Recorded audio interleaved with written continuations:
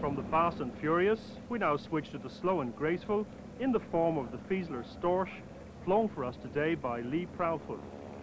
First flown in 1937, the Storch was the world's first stall aircraft that's short takeoff and landing and was widely used throughout the war as a spotter aircraft.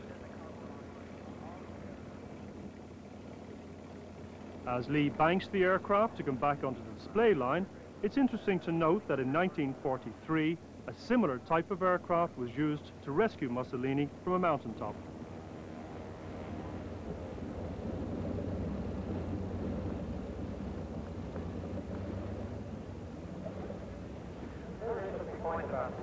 During the war, many attempts were made by fighter pilots to shoot down the Storch, but because of its slow flying characteristics, they found this almost an impossible task.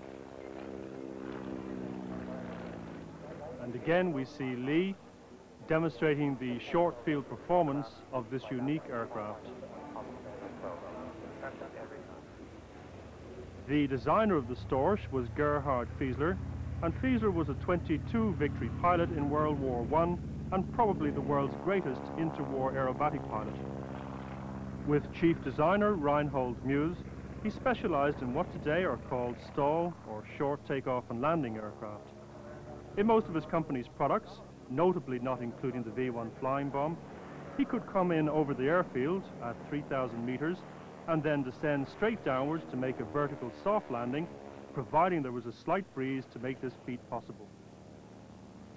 The Storch may not have been the most sturdy of aircraft, but its performance was truly exceptional. It is no exaggeration to say that it could land within its own wingspan, testament enough to the design skill of Gerhard Fiesler and Reinhold Muse.